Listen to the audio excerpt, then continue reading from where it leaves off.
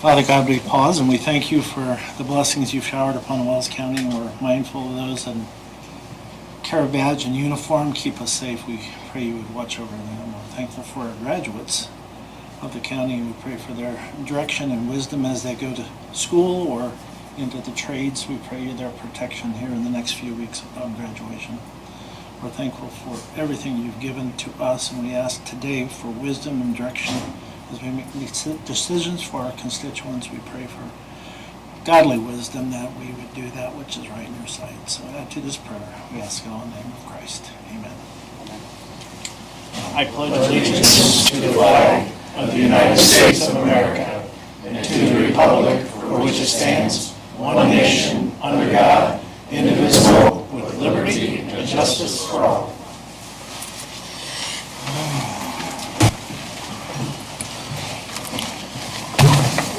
Welcome to the May 19th Commissioners meeting.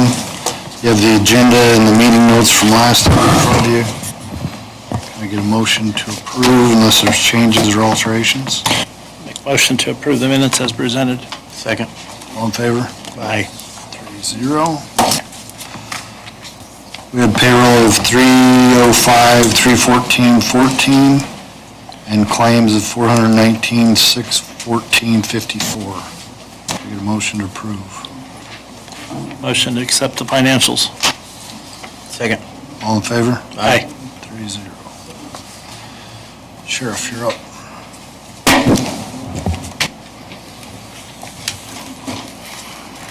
I just have inmate totals of 66, 39 are pretrial circuit, 17 pretrial superior, 9 DOC, and 2 F6. The only other update is the jail kitchen project with the sewer line. Nate, if you want to come up.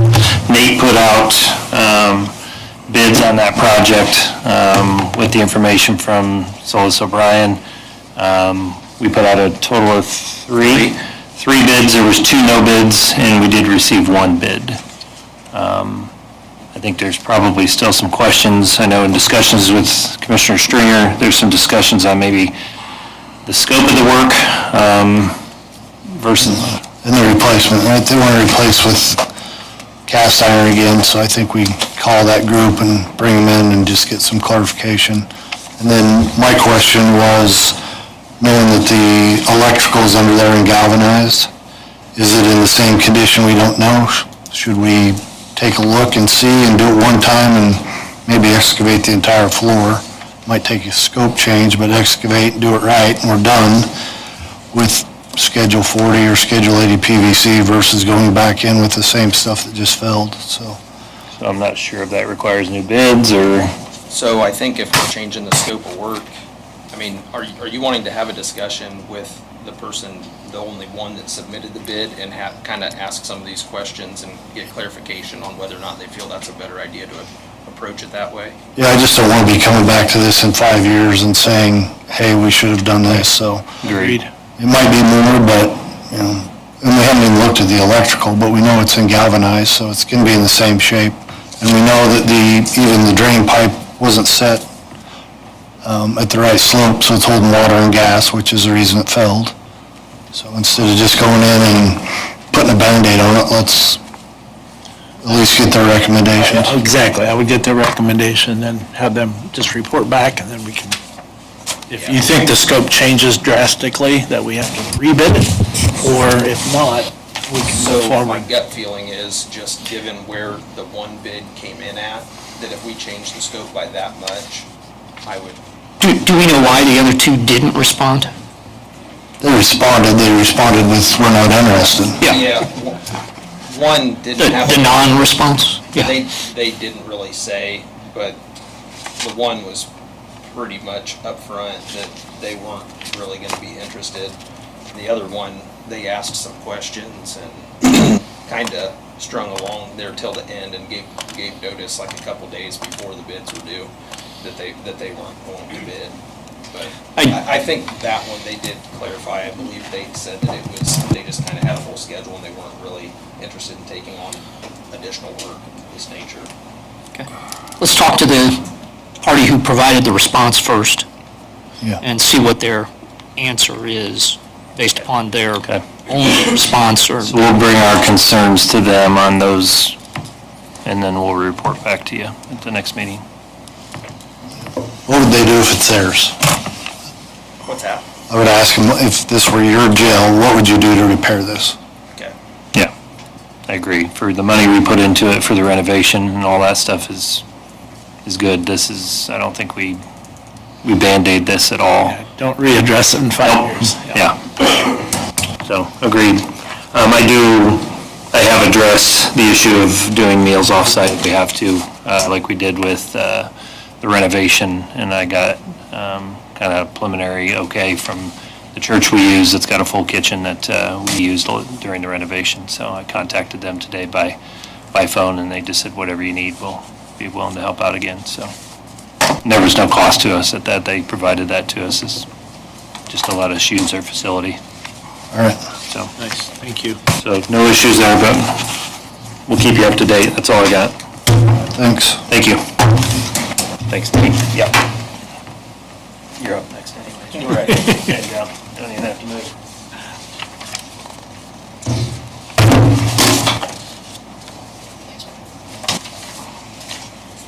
Thank you. Thanks, sir.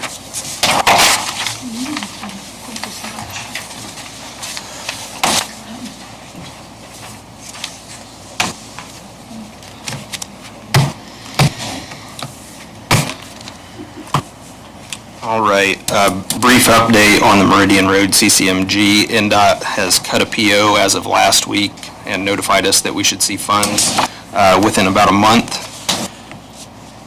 Bridge 71 is moving along. Final tracings are due in July. Butler, Fairman, and Seifert's planning on submitting to NDOT in June because they're ahead of schedule on all their submittals.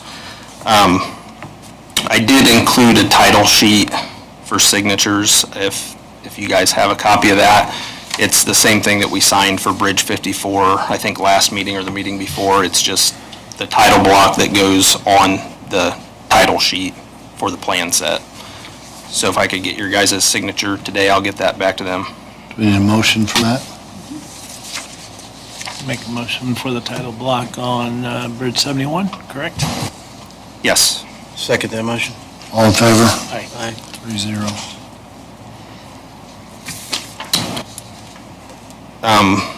Something I wasn't really planning to talk about, but I did just get a quote back a little bit before this meeting. Over on 300 West, just south of 124, I don't know if we did a small structure replacement of some kind before I came to the county, but there's kind of an area of failing pavement that's been an ongoing maintenance issue for our guys, like since I've been here.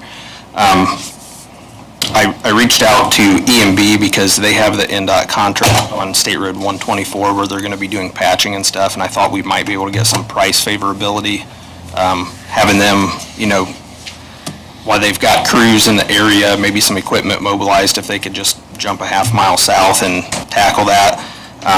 Quote came back higher than I was expecting, so I kind of let them know that it was higher than I was expecting and asked why. So I don't know if this is going to come to fruition or not.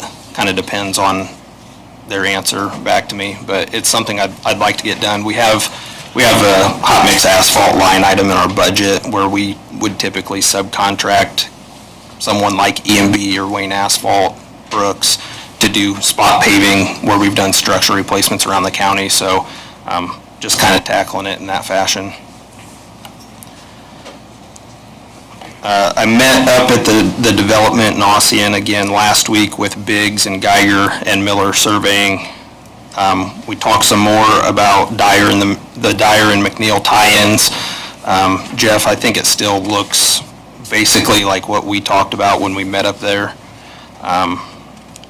Miller did send over some plan sheets Friday morning, but I think he was getting ready to go on vacation, and I had some comments. So He's back there. okay, somebody was supposed to take a look at it and maybe make the changes that I had asked for. But you're talking about not going through the intersection, stopping where the pipe is, removing the pipe and drain Yeah, north and because south side separate? correct. So going through the intersection, if you can imagine, the pavement section that we asked them to look at is 14 inches plus or minus. So to go through all 4 quadrants of that intersection, I mean, anybody that needs to get in and out of there is going to be kind of in trouble. So I think it would just be a lot cleaner with this being kind of an add-on to an existing project if we would just stop it right at the intersection there, because nobody's using the piece that we're looking at tying in anyway. And then once the subdivision's done, we could come back through, actually close that off and still give them access in and out without really screwing anything up. Correct. But that pipe is going to be replaced. So I think we can eliminate the pipe. I think we've got elevation, the way we're changing the way things drain. Drain will I think. back westward? Yeah. Okay. I mean, if you can eliminate a structure that's a maintenance concern, I think as long as it's all draining, that's a good. Yep. Okay. I'm okay with that. And then the last thing, I did meet with some folks from NDOT earlier last week about some possible intersection improvement projects that they were looking at. They had flagged 2 intersections in Wells County. Both of them were on County Road 300 West at the junction of US 224 and then the State Road 218 junction. I can see the issue at 224. You know, it doesn't have great alignment there. It's a skewed intersection. I have no idea what the issue is at 218 because it's wide open in both directions. We talked about possibly some signs, like the signs for Mount Pillier and stuff like that that are on either side of the intersection. Maybe those are causing sight distance issues. So they're looking at that. They did mention the 224 intersection, possibly making that a 4-way stop, like they did at Norwell High School. We've had a fatality there in the last Couple 12 years. or 18 months, right? I don't know if it was that recent or not. Yeah, there I was think there was long ago. I think there was just one fatality, but yeah, a couple years ago. That one doesn't have the blinking LEDs, but the one at 218 does, correct? Correct. Yeah, no blinking LEDs there. We did add, I think we, as in the county, I think added some of the like twirly tops on top of the stop signs to kind And of. we made the approach turn a little bit so you look to the west, but it's still a pretty bad intersection. Yeah. So I'm not opposed to trying something different there, but I don't know what everybody's thoughts are about adding another 4-way stop. I mean, you've just left a 4-way stop at Markle, and you're about to come to another 4-way stop at Norwell High School. So, I mean, throwing one in between, I mean, it'll definitely increase safety, but you're talking about pretty close. I don't know.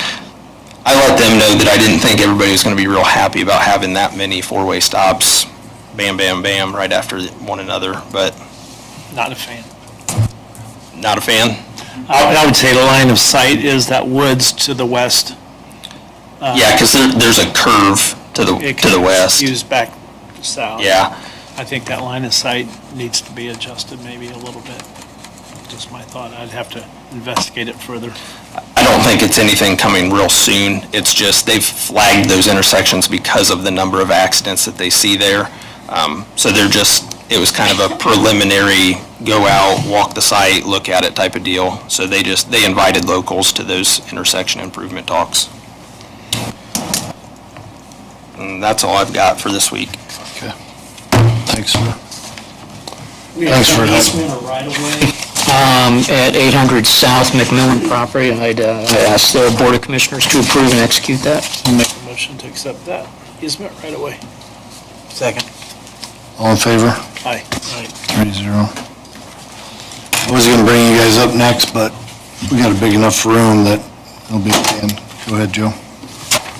Good evening. Here to give you the update for the library.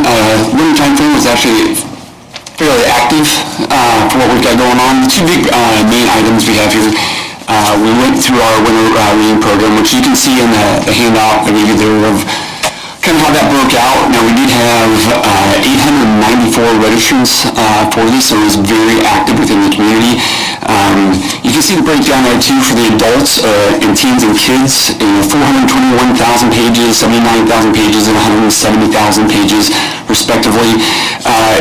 All in all, that exceeded our goal of 500,000 pages that we have for the program, as we reach 671,000. Now, why does that matter? Well, our ultimate goal with this is how many books we can donate to King's Cart.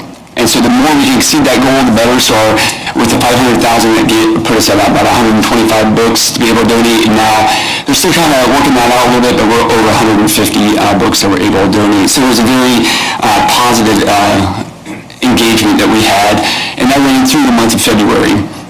Now, the second big event that we had this winter was our Friends of the Library mini golf outing, which is just here recently. But what this one kind of encapsulates is how much the community still remains involved in this. It was 340 participants and then 21 businesses that were also co-sponsoring the holes for this.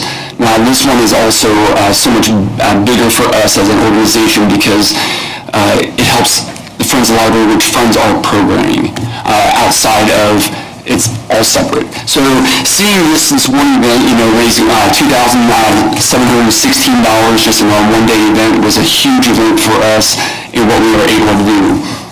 But now as we transition, we're coming out of that cold season and moving into the warmer season, which is much more fun for us. We look at our summer reading program, which actually starts on Tuesday the 27th and runs through the end of July. This is a big program again that we really emphasize, kind of getting people, once they are out of the school buildings and out of their normal education realms, that's where we as a library are kind of helping to help shape that.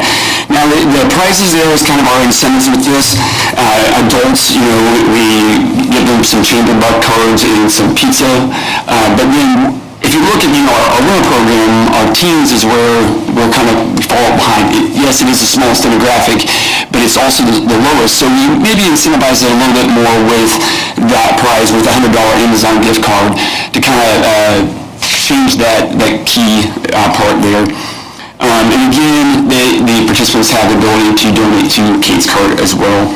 Now the children's part of it, it's a little bit different. It doesn't go by pages because we're emphasizing just getting active in that program, so it's about the minutes read, because honestly, children's books are going to be 15 pages long and not 500 pages long. So it's a little bit different. But then through it all, our summer stuff's here. We have our kickoff party on June 3rd, and there's two different times. It's not 2 hours, but it's at 4:30 and 6:30 times, so we're able to cater to more people. So, for any questions, that's kind of where we've been in the last quarter and what we're getting ready to dive into. Good summary. What can we help you with? Any requests of us? Well, I don't think it was necessarily helping me, just an awareness. We did also just internally approve some cosmetic renovations. So we're going to be putting in some new cabinetry and some windows and things. So you're going to see a little bit of a new front when you walk in, not the main windows, but up at the service counter. So that's to help with operations and things like that. So that's not necessarily we need help, but just so you know, that's the kind of thing that's going to be looking at and the changes coming forward. Excellent. Appreciate it. Thank you. Beth?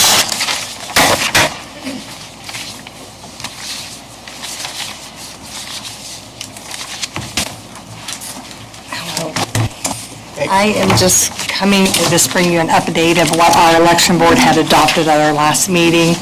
We are way behind on our poll workers' pay, compared to other counties and even especially surrounding counties. So we dove into what we thought we should request, to pay our poll workers. So we did adopt a resolution, and what we did also is to combine everything. What we was doing, we'd pay them for working the day, then we'd pay them for meal allowance, and then we'd pay them for training. So we just put it all in one. So we're just paying, which is going to be a lot less work on claims that we do, and also for the auditor to have to process those claims. It's, all in one instead of just divvying it out 3 times. But it did increase a little bit of what we was wanting to pay, but the pay does include all of that, the meal reimbursement and also the training. And then also wanting to increase our absentee voting board that works in the courthouse, and also for our early voting vote centers, to $16 an hour, for working, those times. I don't know that there's really anything you need to do, but this is going to be the request we put through on our 144s that, the commissioners ultimately either, suggest or, to go to the council, but, it will be going into our budget unless there's any kind of comments that you have or suggestions otherwise. Roy and Larry and you guys together thought this was a good Yes, idea. so I would support it. Okay, I appreciate that. Anything else? No, thank you very much. Thanks so much for your time. Thank you.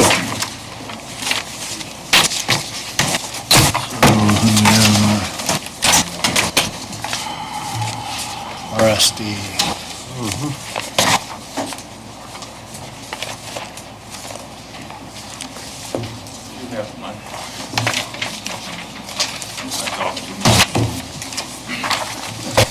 You guys are on every meeting group here. We had a fear that you might miss us. So yeah, we're back again this week, hopefully kind of in the final stages with our request. We submitted a formal agreement, as you may have seen, to Lisa this past week. In order what we're looking at. I guess if there are additional questions that you guys may have for us on where things stand, I know one of the things mentioned in this agreement is kind of the timetable and the schedule. Like we've talked about in the past, this will be a lot longer drawn-out schedule. Nothing's being committed up front. No dollars are even need to be committed even until we even know that we have the financing available. It's more just a letter of commitment that the commissioners would be supporting such projects. So, like I said, the real schedule of this more likely isn't even going to be advertised out to bid to contractors probably later this fall, with construction not even starting until next year, even into 2027. So there's time allotted. I know last time you guys mentioned, obviously, budget concerns with things that are being cut, and we fully understand that. So you have a longer window with this, which hopefully provides a little bit of flexibility with what you guys can or maybe be able to do. So, Like, I think last time you made the observation that we could do it in 3 buckets. So that's why I asked them to come with a more full. 2 or 3 buckets. My question for them is, your commitment to submit your paperwork is when? June is kind of the last go-around, like the beginning of June, so that's kind of why we're at this meeting. Okay, at. so if you know you get it or don't get it, you'll know that when? We'll know in July, like the first part of July, whether or not we meet or where we fall on that priority list. If we fall outside of the fundable range, that agreement's tore up, ripped up, it's done, it's over with. Okay. If we're on that priority list, then we go through, it's probably a couple-month iterations, so it's probably not going to be till October to really know that financing package. Okay. It'd be nice if it was sooner, because we could get this out to bid sooner, hopefully for contractors to start ordering materials and the like. Right. But it's probably October that we'll know probably those final numbers. Okay. Well, my whole thing is clean water, so we don't have abandoned homes or people that can't make things work, and the possibility of additional homes coming online when the line goes in and being installed. And I think most areas of the county where you put that in have seen expansion. Yeah, and we're still hearing more and more connections every week. And that's my whole goal, clean water, take the blight, and homes that can put a septic system on a .75 lot, This is the avenue to make that work. I think we talked 200,000 at one time and 250 in the agreement, that totally, if you think that needs to be skewed to 200, I support the premise, I support the document. I'll let you guys decide if 200 is the right number or 250 is the right number, or if you don't want to go forward with it. So that's just, from where we started 10, 12 years ago with the city and then going to Liberty Center and things like that, so. Thoughts, Mike? Yeah, I'd support 200. What's the request is 250? 250, but I'd be surprised if the board says no to 200 as well. 250 was half mentioned a little bit in the last meeting we were at. the last board meeting, we thought, in perceptions, when you talk about 200 versus 250, 250 sounds like a probably more grandiose number, because you could say $250,000, but the 200 is still going to have a significant impact on the project moving forward. And it helps go through the process if we commit money on the front side that the state knows that we're, It's more just saying that you're intending to commit, not necessarily you have to commit up front anything. It's just that basically a letter of support saying that through this project that you'll support that dollar amount. well, again, it's cheaper than right, we got notice from the state that we have to do something, so it makes sense to do it, so. I would support either one. We need a motion in that, or how do you want to do that? I'll make a motion to accept, but I'll let somebody fill the dollar amount in. If you let me fill it. Yeah, you guys know what it's for. Okay. So the motion would be for Wells County via the Board of Commissioners to support the Wells County Regional Sewer District up to Right, 200,000. an amount. Yeah, I'd say 200,000. That's where I'm at. In a motion, you're at that? Well, I'm adding to his motion there, so the motion of the motion of the motion. I can't move, but you can say what Ted said. What Ted said, 200,000. That's the motion, or is that the second? I'll second it. All right, all in favor? Aye. Aye. 3-0. Let's take this. I apologize. Who moved? I did. Blake did? Okay.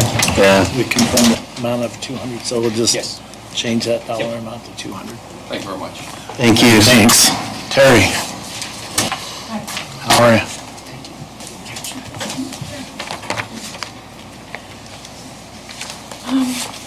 Got 2 new vans. Friday, they were delivered. They are at Bowers now, getting the decals put on. To this date, we've done close to, there's over 12,000 trips just since January. Can you move the mic just a little bit closer to you? Sorry. That's all right. I guess mainly I had a couple papers that were supposed to be signed, and Lisa has those. These blues, they have to be signed in I blue. think this is blue ink for the president. Yep, so, Only for the president. So am I correct in understanding that the 5339 request is for 29,676 from the Board of Commissioners for the capital for the 2 new vehicles? I don't believe that's the case. That's still up for, this is just to approve the grant. This is to approve the funding for the vans. From the Wells on Wheels fund, not additional funds from us. Oh, okay, yeah. Is, Yes. okay, I just want to make sure we're clear on what we're approving. We're not approving additional funds. We're not approving that request to go to $129,000. That I've actually asked Betsy and Preston Harnish, or Preston Carr, to have a separate meeting where we can discuss with Seth Wicker where those funds are going. So this is just to approve the allocation of the funds in the WOW coffers to pay for these 2 vehicles. Correct? I believe so. And then I just need the motion to be able to sign that. I'll make the motion to allow the president to sign the documents. I'll for those second the 2 motion. vehicles. All in favor? Aye. 3-0. We'll sign that in blue after. Or do you have does anybody have a blue pen with them? Yeah. Here's blue if you need it. I got one. You got one? Do you know exactly which, these are always kind of, Right here.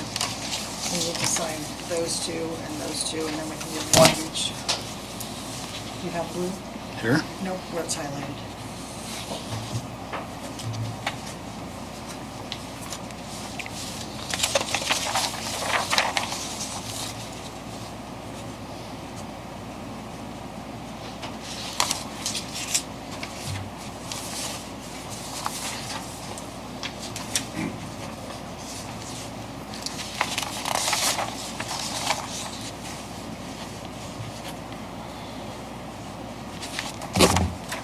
And if you'd remind that group that on that request for the $129,000 additional, we're just waiting for a meeting to be able to talk about where that's going in detail.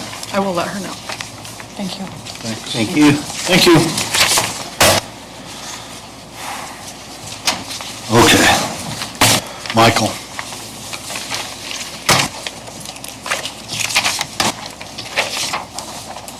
Good evening. Mike, did you get a copy of this? Have you seen this yet? Yes, I have. Yep. So, what we had, Plan Commission had a public hearing in regards to the potential rezoning of 11.83 acres on North 100 East, north of the Norwell High School on the west side of the road, from agricultural 1 to agricultural residential. The reason for the potential rezoning was in regards to the fact that the property had exhausted its 6 sell-offs and was looking for the potential opportunity to use a major subdivision petition, which it can only be done in the ag residential zoning, but not in the ag 1 zoning classification.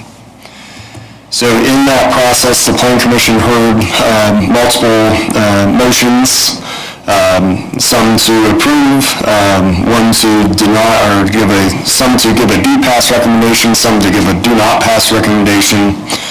Plan Commission was not able to gain a a majority in either one of those directions. So at this time, they sent a unanimous no recommendation. So not against or for, but no recommendation on this rezoning. So I'm here to answer any questions that you have in regards to the packet of information that you have, but the Plan Commission does not give any recommendation in regards to whether to approve or deny this rezoning. I would state that the options are that the commissioners have 3 options in front of you. One is to decide to approve the rezoning as presented. One is to deny the rezoning as presented, and another is to, at the end of 90 days, let it become denied by default because of the recommendation that the Plan Commission gave. So, 1 to approve, 1 to deny, and 1 to let 90 days exhaust, and then it would be denied because of no recommendation that was given. Did the Planning Commission have this formal? No, the Plan Commission only heard from the petitioner in regards to 8 lots, is what was stated at the public hearing. So, no, there was no specific design that was presented at that time. So would that help the commission if it went back and had additional information? Could they look at it again and see if they could come I to... don't know. The Plan Commission was hung up on whether or not to limit the number of lots. So many of the motions were in regards to whether to allow 5 lots, 3 lots, 4 lots. That was where most of the motions were putting some sort of commitment that limited it. So I can't really say that having the specific drawing would have changed that. Just, we were missing a couple of members that night, so we don't know for sure whether a full board would have came up with a quorum vote either. I guess my question, I just noticed, I got this here just less than an hour ago. There's no retention area shown. And So one of those lots would have to be a retention because a major subdivision petition requires detention. It requires public sewer and it requires a detention basin. I did get a note that there's a drainage issue also, that maybe the petitioner has a issue where water's draining onto somebody else's lot that needs to be addressed prior to... That would, if this property be rezoned, that would be addressed in the major subdivision petition. if I'm looking at topography on this map, would you say it's a fair assumption that the land from east going westward drops 15 feet? I believe it does fall as it goes, Even more than that possibly? goes back to the west towards the railroad grade. Right. So So I'm assuming I know we have one set of representatives and some people that have concerns, so what we'll do is, let's open that up. Yep. And again, if you want me to answer any questions in regards to what the plan commission did or in our packet, I'm glad. Then let's open it up to feedback, and then we'll have you come back up. Okay. Based on your knowledge of the zoning ordinance, do the commissioners have the authority to remand it back to the Board of Zoning for consideration with additional information? That is not a procedure that I would be familiar with you. Okay. Yep. It's always within the petitioner to wait the year, if it's denied, to come back a year later and file a petition somewhere, or to make a significant change to it. Okay. So, Mr. Moore and... You want to open up to the... No, I think, let's hear from you guys first, the petitioner first, then we'll open it up to the public.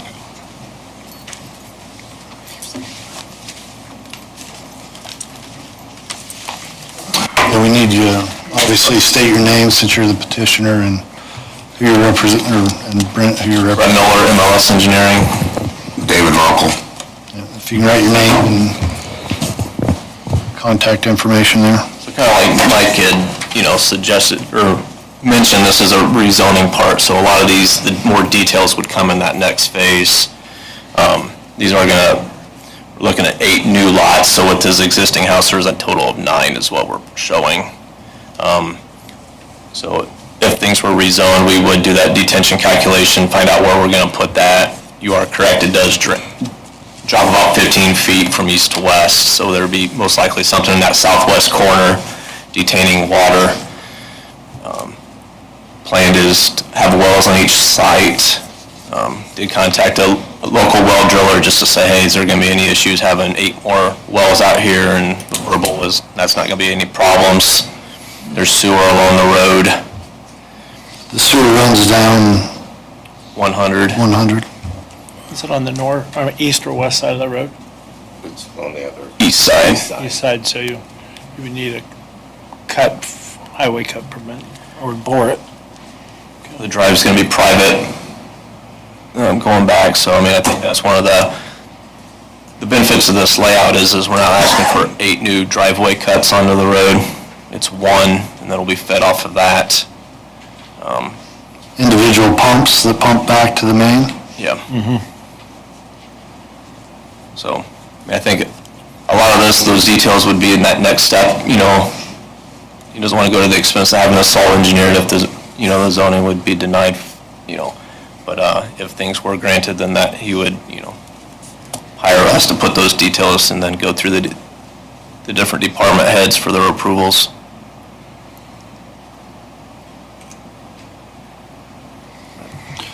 Okay, let's go ahead. And Ossian did say that would be able to handle the houses. A verbal. Okay. So I think the big ticket items, that we always look for, sanitary, water, storm, those are things that we feel that we can accomplish with, full engineering. All right, we'll hang out for a minute. Let's hear from the public. Thank you.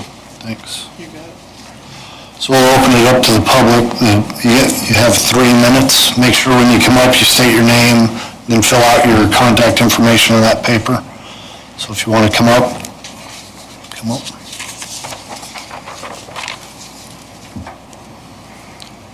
Time this. Hi, good evening. My name is Tyler Carnes. I live at 6100 North, 100 East. And this project would border my north property line and my west property line. And This is you here? yes. Okay. So a lot of the neighbors were not able to be here tonight, but I wrote a letter for the Area Plan Commission in opposition of this, complete opposition, and I had 17 signatures of neighbors and property owners that would be directly affected by this. And then also in that same meeting, 9 people came up here and spoke, but again, some of them were out of town, they weren't able to come here, so I'm just reiterating that. So a little history on the land that you can't find in GIS. He bought that land, and then I bought my subdivision, or my 2.5 acres, and then the Tournays that lived to the north, they were there previously, and they had planted some trees where they were told that their property line was, but then he came in and had it surveyed and saw that their trees were actually on his line. So he said, if you don't buy this land, then I'm going to take out those trees. So then that was the second subdivision. So I'm able to buy that land. We came and offered it to me, but at the time, and that was 2 years ago, the price was 3 times more than what he paid for it, and I simply can't afford that. Public servant with 4 kids, I couldn't come up with that. And the last listing was at 5 times more than what he paid for it at $6,000 an acre. Also, that while my house was being built in 2020, he dug a tile from his pool directly to my property line and was backwashing the pool, flooding my yard. At one point, he did it while they were setting my propane tank and then laughed about it, and then I heard from someone who was there, it got down to me. So he had said earlier at the planning commission that he wants to build in the back instead of staying at the property where he is now, which would make houses behind him. And he didn't want to do that, but I would have to be forced to have people live behind me. But then he's also told people in the community that he wants to take this money and then go buy land, family land in Huntington. So, well, I don't know which one of those is true, but, so I just want to let you know the way that the neighbors have been treated over the last several years, and then that same person is coming here and trying to get you to make an exception to the zoning in order for him to make some more money. So is greed really an acceptable factor to rezone? Your opposition is just that he's making more money, or what's your opposition of him subdividing lots behind you? Well, I mean, everybody else is zoned the same way, so, the sell-offs are already been exhausted, so I think we ought to just stick to what the zoning has been in place for many years, and everyone on the road has to abide by the same rules, so I'm not sure why an exception should be made for this reason.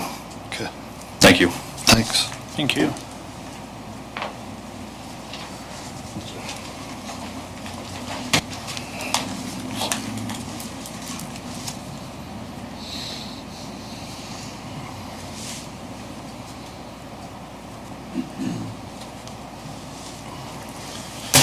My name is Andrew Wallace. I live the west side of this property off of 75 East.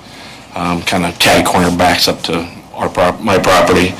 My biggest concerns is if this is a big, serious deal, I think that you should have engineering done already. There should be drawings. This should all be figured out first before you even trying to even make the zoning change. As far as seeing, financial-wise, this is going to be a self-funded development. What happens if it runs out of money halfway through, and then we all got to sit there and look at this undeveloped land that's halfway done, or, he threw out some numbers last time about how much the sewer's going to cost. That sewer's going to cost at least 3 or 4 times what he's talking. I mean, there's a lot of fundamentals that are in this that if it was such a serious deal to do, I would think there'd be a lot more preparation work done in preparation to do something like this. And it's a rural area. There's already plenty of traffic down that road, with the school and everything, and adding 8 more houses with kids and everything. I mean, the traffic would just be even more horrendous. And obviously, they just put that 4-way light at that intersection. That's helped a lot, but still an abundance of traffic, and it's a rural area. Let's keep it that way. And drainage would definitely be an issue, with all that back there, because it all floods back there when it rains as it is now, between the properties between 75 and 100, so. Thank you. Thank you.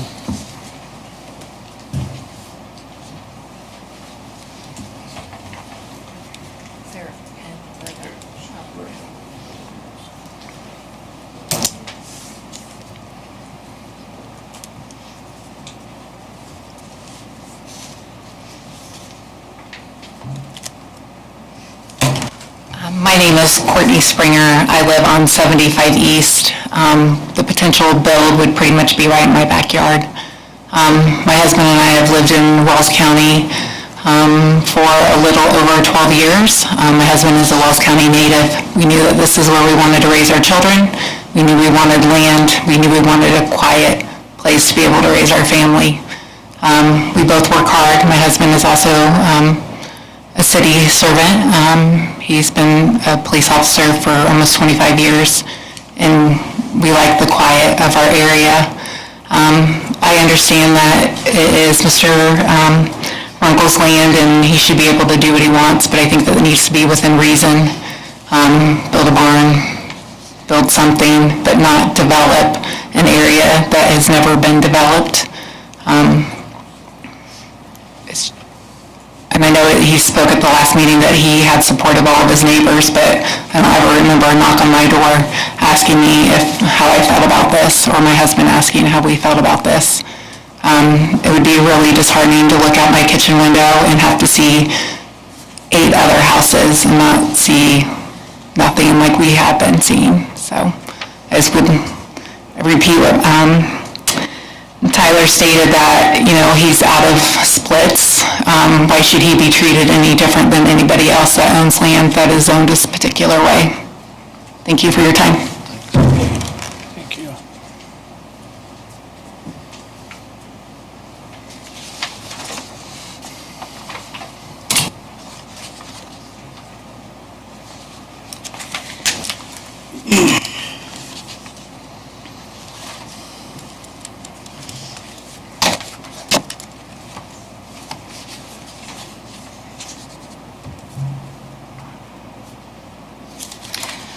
I'm Michelle Bowman, and I'm here representing my dad, Don Milholland. He owns the farm ground directly to the west of where this property was. He actually, years ago, owned all of that land also. He's the one that sold it off into lots originally. He provided me tonight, on my way here, with a map where he had his land surveyed that he still owns. I don't know if you remember where the railroad tracks were. That was all designated, is designated as wetlands. And his concern is, he knows there's runoffs, there's water. He actually tried to get it approved so he could have it tiled, the farm ground tiled, and was denied because it was considered wetlands, and designated that, and so that's where it all stopped. So he did not get the ground retiled because of that. There is a significant amount of wildlife back there, along there, because of, the wetlands, and he's like, it always floods back there. His concern is, where is the drainage going to go? Where is the discharge of anything that's dredged up, or fill material, or any of that? Where's that going to go? That could potentially go into the wetlands and violate the Clean Water Act. So he's against it, any subdivision back there. It was hard for him to sell off that ground the way it was, just into the lots, but the time of life that he was in, he needed to do it. So, anyway, thank you for your time. You're welcome. Thank you.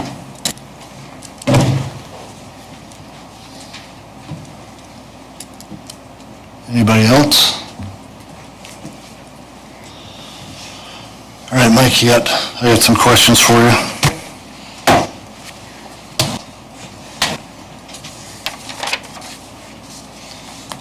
Yes. So when you talk about splits, I know that ground has so many splits, but are the splits historically based on sewer, septic? No, so each primary parcel, so each parcel as it existed on January 1st, 1971 or before, has, by Wells County zoning ordinance, the ability to be split 6 times, so into 7 total parcels. So in this case, the original primary parcel, as it sits today, has been broken into that 7 properties. How often in the past have we allowed additional splits after splits were? It's so, maybe a little bit loaded question. So in the case, like in town, Bluffton, Aussie, and areas where major subdivisions have been done, many of those were properties that had splits and opted to go the major subdivision route to gain more of them. Maybe the subject matter of having rural sewer available has maybe changed a little bit of that. Before, you had to have access to municipal sewer within or near the corporate limits to have that discussion. But we have never granted more minor subdivisions, only went through the major subdivision route. The reason I ask is with all the RDS, or regional sewer RSDs going through, when you look at Craigville, Toxin, Murray, Kingsland, this is going to become more of an issue, not less of an issue, because there's going to be chances to tie into sewer, correct? Yeah, so one of the like caveats to a major subdivision petition is that it requires public sewer. It does not require public water, but requires public sewer to do a major subdivision.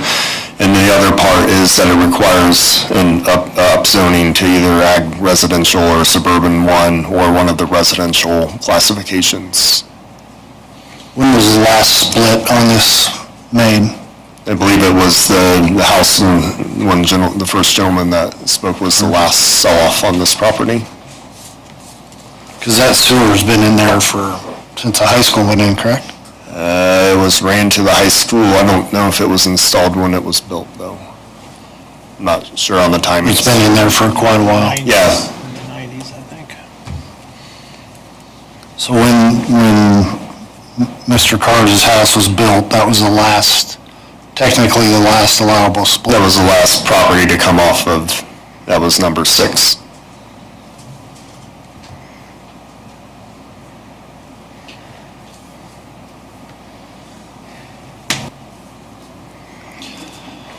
Just speaking for myself, I'd like to see more information. Where is the water going to go? Traffic flow, I guess we don't need to really see a traffic flow pattern because it's a rural road, but that is between it and Meridian, those are some high traffic roads. And then I'd also like to understand if we've ever done a rural split like this somewhere else, what precedent do we set? And maybe we should, because we're going to have more of them coming up like this. No, we haven't. Yeah, we have not done, well, you'd have to look back to some of the unincorporated subdivisions, so like a North Oaks edition or something like that were from many decades ago, that were built out before sewer was, or before the town got to those locations. What about the one on Dustman up above TTG? Isn't there a subdivision that was? That was just using the 6 sell-offs available, so that, yes, if you're familiar with just east of Bluffton, there, they utilize the 6 sell-offs available on that primary parcel. So they weren't asking for additionals? They did not ask for additional on that, but that project is on the RSC line, which was part of the reasoning for looking at that ground. Does this parcel have a legal title on it? I don't believe so. There's a waterway along the rail line, but it's not on, I don't believe there's not a county tile or ditch on the property, I do not believe. Okay.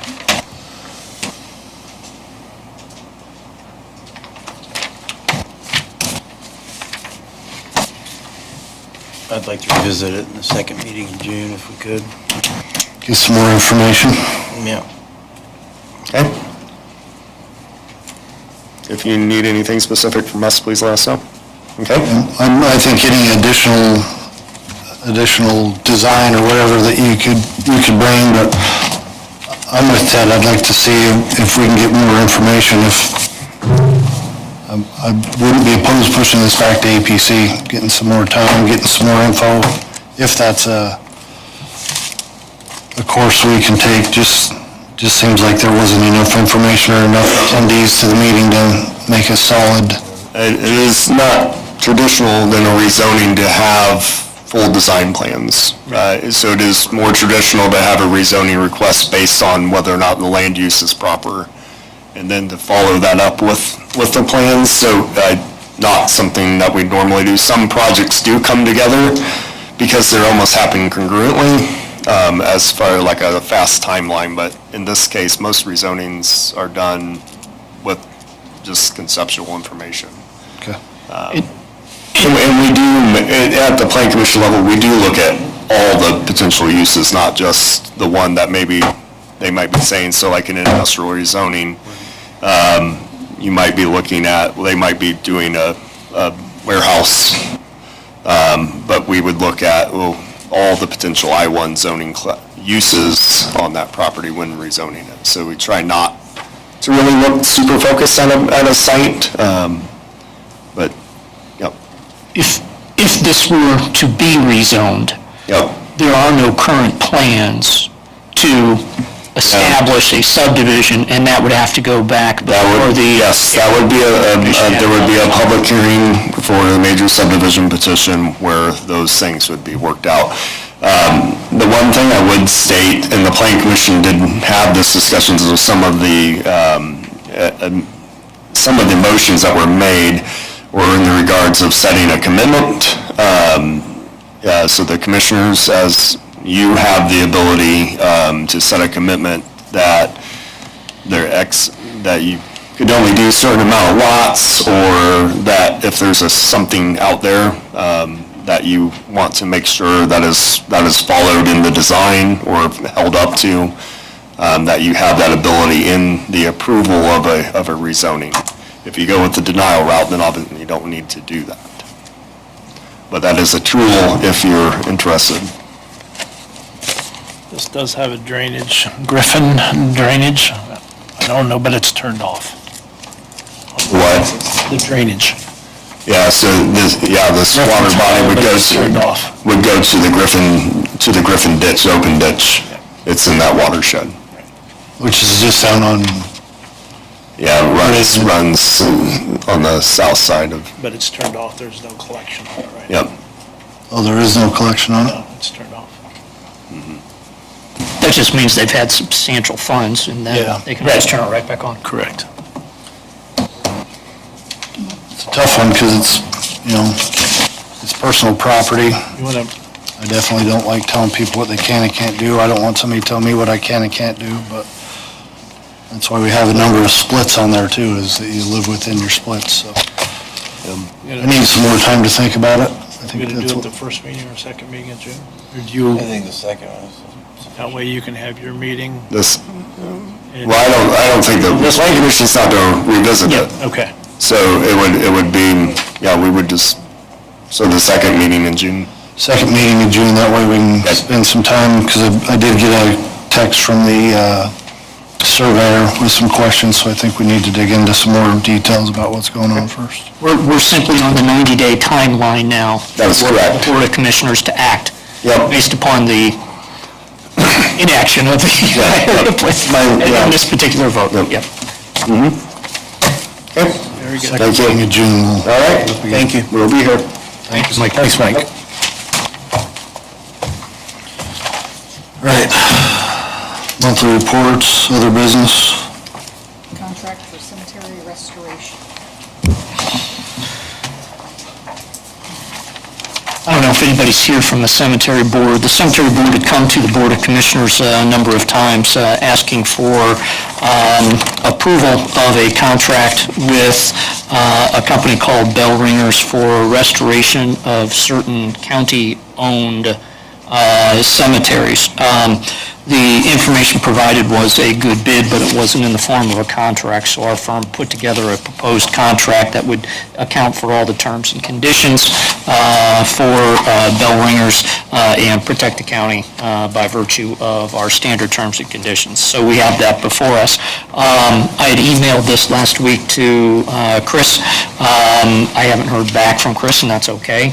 So I don't know if Mr. Hepburn from Bell Ringers has seen this or not, but I think what I would request, subject to our cemetery commission members who are here, that we would present this to Mr. Hepburn if he wants to move forward with the project, that these would be the terms and conditions, which match his prior bid. Yes, if there's something I haven't seen yet, I'd like to have a look. I've had a preliminary look at the draft. There are a few things that I would like to have questions about. Basically, on page 13 of 13, the last wording is all work on the project must be completed by October 31st of '25. And this is at $50,000 a year, this is like a 4-year project. The original bid was somewhere around 170 some for both sides of the road. So is that, This contract is for $50,000, which was the proposal, this was the proposal given to us by the cemetery board at the last meeting. So the contract is for $50,000 for the monuments that are included in this agreement and that were included in the revised bid that was given to us by the cemetery commission. okay, so this will not necessarily include the whole bid price of one. No, they actually supplied us with something that had some detail on it, I don't have it in front of me, of what would get done in phase 1, and then next year we would approve, if we decided to, we would approve another 50. There'd be another contract, price similar to this with actionable items that have to be done in '26. Then a renewal in '27 until everything was done. Okay, just, The work to be performed under that scope is found on page 3 of 3 under section 2B. Right.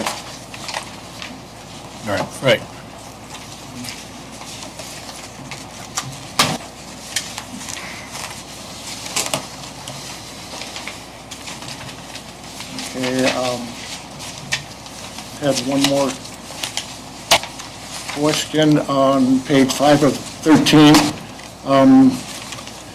Termination of C. So this is, I'm to understand that you can terminate this contract at any time without notice? Is that? It says upon written notice to the independent contractor. Without liability, all right.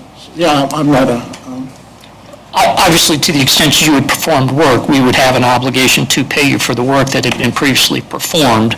We wouldn't have to pay you the full 50 if you didn't do $50,000 worth of work. So the obligation would be, if something goes wrong during the project, the cemetery board would come to the commissioners, we would provide written notice that we were terminating the contract, but whatever amounts you had invoiced and done work for, we would owe you for that work. just trying to understand it. Yep. I printed this off for each member of our commission last Tuesday.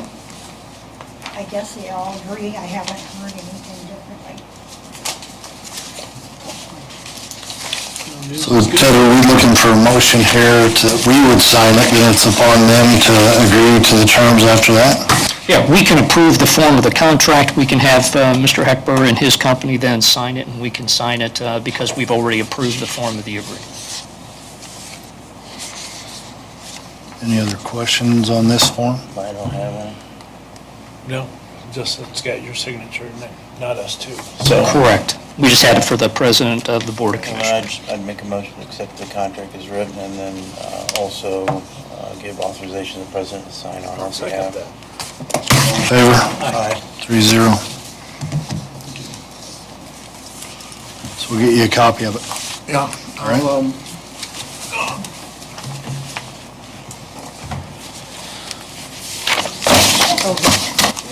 to sign now?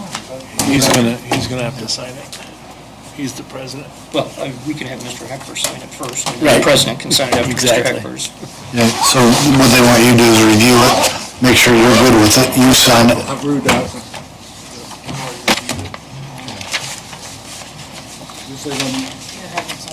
I was gonna say, Sign it, yeah. it doesn't say copy.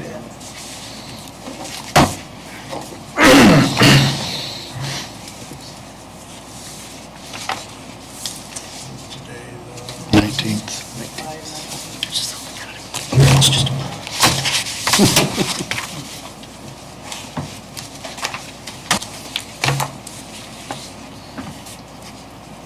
Email you a copy. What's your email address? That's my name, Gene L. Heckler. G-N-E? Number 1, numeral, @gmail.com. I'll send you one. Okay. Thanks, sir.